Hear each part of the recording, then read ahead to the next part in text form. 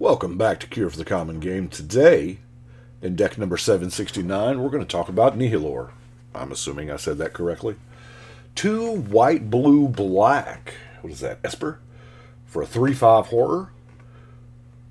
When it enters the battlefield, for each opponent, tap up to 1 untapped creature you control. When you do, gain control of target creature that player controls with power less than or equal to the tapped creature's power for as long as you control Nihiloor. Yeah, I ignored that line completely. Whenever you attack with a creature an opponent owns, you gain 2 life and that player loses 2 life. That is what I focused in on. Now, the first thing where I started, the very first card when I set this down to build it, I thought control magic. I want to steal my opponent's thing. It's a very 75% logic. To steal my opponent's creatures and attack with them. You know, control magic is a pretty good removal. Not only it's not a problem, you can use it. So, that leads me to persuasion, mind control, corrupted conscience, confiscate. Black's got one in enslave, and albeit it's expensive. Take possession, really expensive, but it has split second. There's nothing you can do about it. Threads of disloyalty. If there's some artifact creatures out there, I've got the Domineer and the Steele artifact for something that's not a creature, or maybe it is a creature. I'm not above stealing Traxos with a Steele artifact. But black has some things like Unhallowed Pact. When it dies, you get it. Minions return. When it dies, you get it. And this one has Flash. And then Unholy Indenture. When it dies, you get it with a counter on it. So, all of those things, that was where my mind went to.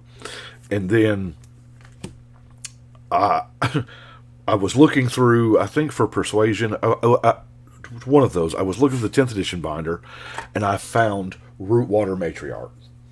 And I was like, it's too bad it has to be enchanted creature. And I went, wait a minute. We're in 3 colors.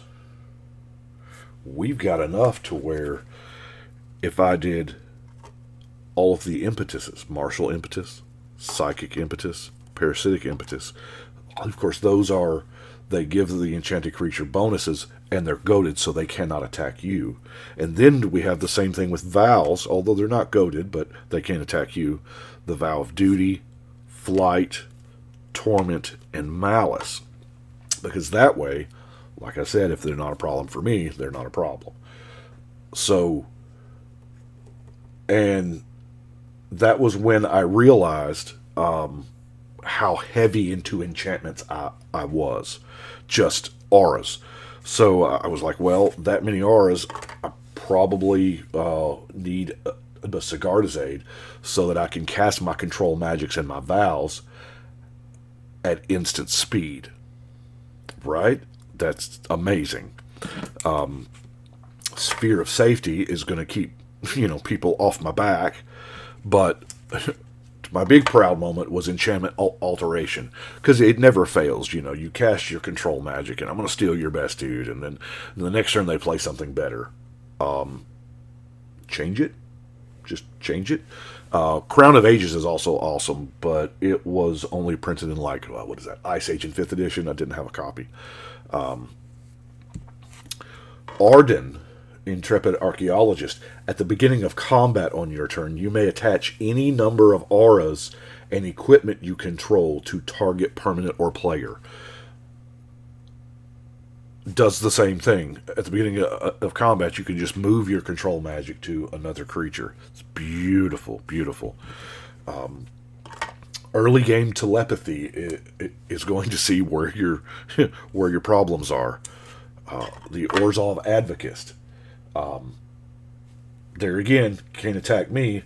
I would a lot rather you pump up your own creatures. That way they get a bunch of counters before I steal them. and running the ethereal armor and the all that glitters to, just pump something. Silent Sentinel. The dangerous part about the control magic type cards is people kind of get upset when you steal their things, when you want to play with their toys. So they tend to fill up a graveyard. So the Silent Sentinel can get them back. The Crystal Chimes can get them back. Celestial Ancient's just a good card, all things considering, but it's not necessarily... I didn't set out to build an enchantment deck. I set out to build a theft deck, like, Rakshasa Debaser. When it attacks, you just get to get one of the dead creatures back, just because it attacked. Didn't even have to deal combat damage. Puka's Mischief. At the beginning of your upkeep, you can just swap. Here's a little creature, and I'll take your big one, because my little creature's probably going to be a 1/1 bird, probably.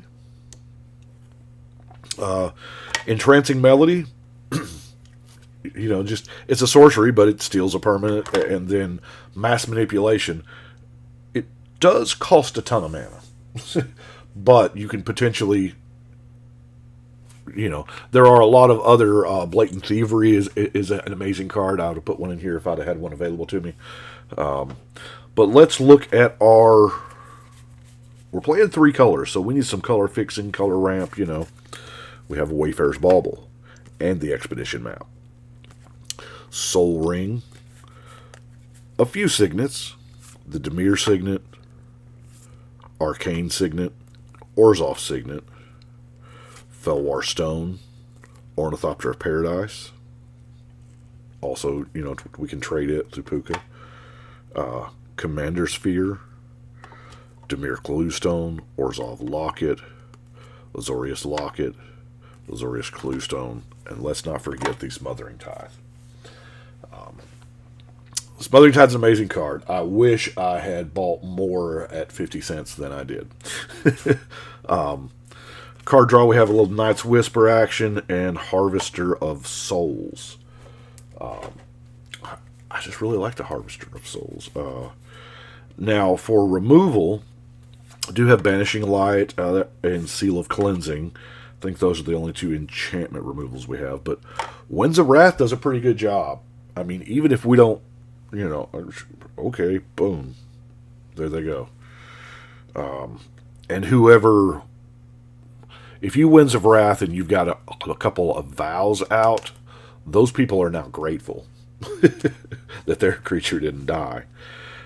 Condemn, Tragic Slip, Negate, Despark, and Mortify.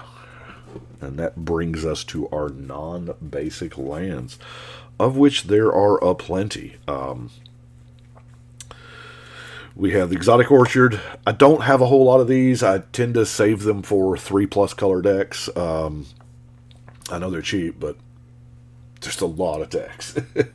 And I feel in 2-color decks there's enough 2-color variants to where it doesn't merit the Command Tower, Evolving Wilds. I wish I had thought before doing all of these D&D ones that I just got a chunk of the module Evolving Wilds in, and I wish I had put one in, used them in all the D&D decks, but I will thus far from here on out.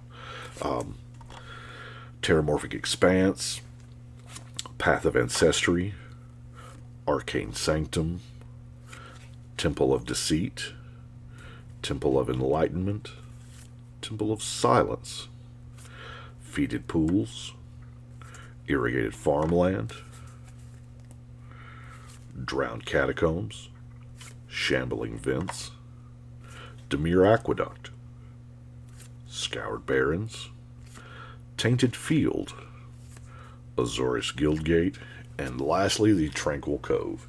There again, the reason for the post-it note is it is in a non-English language, and I'm not always the one who plays these decks, so it's don't worry, it's not adhered to the card. It's in a perfect fit and or Profit, whatever, and that way, whoever plays the deck can know what it does.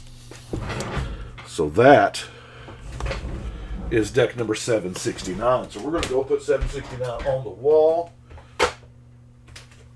Got one more to finish up. Tune in tomorrow for Mr. Icing Death. Kind